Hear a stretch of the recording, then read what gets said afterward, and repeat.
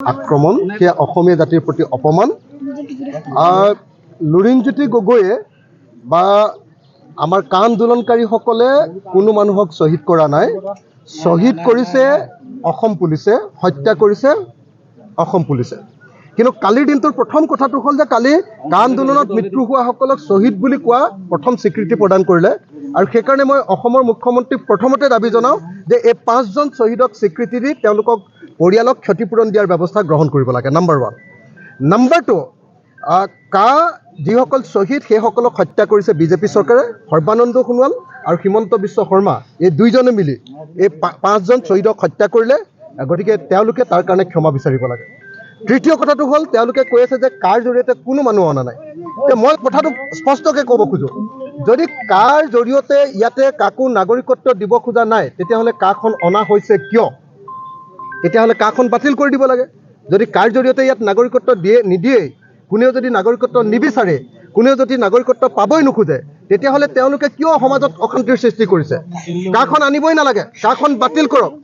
কাখন বাতিল কৰক। যিহেতু মুখ্যমন্ত্ৰীয়ে কৈছে যে অসমত এতিয়া কাৰ অধীনত কোনো বিদেশীয়ে আবেদন কৰা নাই নাগৰিকত্ব পাবৰ কাৰণে, গতিকে কাখন বাতিল কৰিবৰ কাৰণে দাবী উত্থাপন কৰিছোঁ। আমাৰ মতে কাৰ জৰিয়তে 15 পৰা 20 লাখ বিদেশী নাগৰিকে লগে লগে নাগৰিকত্ব পাব, নাগৰিকত্ব পোৱাৰ সুবিধা লাভ কৰিব।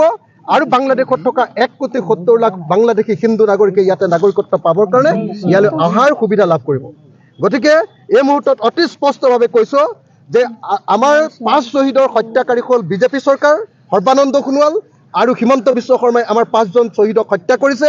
গতিকে তেওঁলোকে ক্ষমা বিচাৰিব লাগে। আৰু যদি কাৰ জৰিয়তে কোনেও নাগৰিকত্ব নাপায়, বিদেশীয়ে যদি নাগৰিকত্ব নাপায়, তেতিয়াহ'লে কাখন বাতিল কৰাৰ ব্যৱস্থা গ্ৰহণ কৰিব লাগে।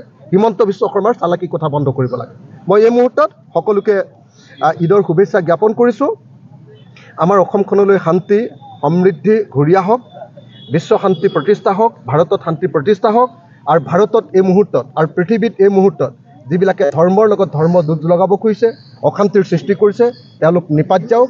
আশা কৰোঁ যে আজিৰ এই পবিত্ৰ দিনটোত আমি শান্তি সম্প্ৰীতিৰে বসবাস কৰাৰ এখন নতুন সমাজৰ কাৰণে আমি সকলোৱে আশা কৰিম। আৰু নিশ্চয় অসম, ভাৰত আৰু পৃথিৱীত এখন নতুন সমাজ, কোনো ধৰ্মীয় হিংসা, হত্যা, অত্যাচাৰ এইবিলাক নথকা এখন সমাজ যাতে আমি পাব পাৰোঁ, সকলোকে মই তেনেকুৱা এখন সমাজৰ কাৰণে আজি প্ৰাৰ্থনা কৰিবৰ কাৰণে আহ্বান জনাইছোঁ। কংগ্ৰেছে মালিকী স্বত্বত থকা এটা চেনেল, সেইটোতো আচলতে ৰাজহুৱা সংবাদ মাধ্যম নহয়, এইটো ডাইৰেক্টলি বিজেপিৰ সংবাদ মাধ্যম। আজিৰ দিনটোততো মই অতি স্পষ্ট ভাষাৰে ক'ব খোজোঁ যে নিউজ লাইফ আৰু টাইম এইটে কেইদিনমানৰ আগলৈকে মোৰ নিউজ প্ৰকাশ কৰিছিলে। নিউজ লাইফেতো মোৰ নিউজ প্ৰচাৰে নকৰে, অকল মোৰ বিৰুদ্ধেহে নিউজ প্ৰচাৰ কৰে। তাৰমানে কোনো গণতান্ত্ৰিক মানুহৰ গণতান্ত্ৰিক ভাষা নিউজ লাইফে নুবুজে। তেওঁলোকে হিমন্ত বিশ্ব শৰ্মাৰ ধামাধৰা, তেওঁলোক হিমন্ত বিশ্ব শৰ্মাৰ মুখপাত্ৰ, তেওঁলোক বিজেপিৰ মুখপাত্ৰ। আৰু তেওঁলোকে যেতিয়া হিমন্ত বিশ্ব শৰ্মা বিজেপিত থাকিব বিজেপিৰ পক্ষত, যেতিয়া কংগ্ৰেছত থাকিব কংগ্ৰেছৰ পক্ষত। গতিকে হিমন্ত বিশ্ব শৰ্মাৰ ডাইৰেক্ট নিজৰ মালিকী স্বত্বত থকা, তেওঁৰ পৰিয়ালৰ মালিকী স্বত্বত থকা এটা চেনেলক যদি কোনোবা দলে যদি কৈছে যে আমি তেওঁলোকৰ চেনেললৈ নাযাওঁ, তেতিয়াহ'লে মোৰ ক'বলগীয়া একো নাই।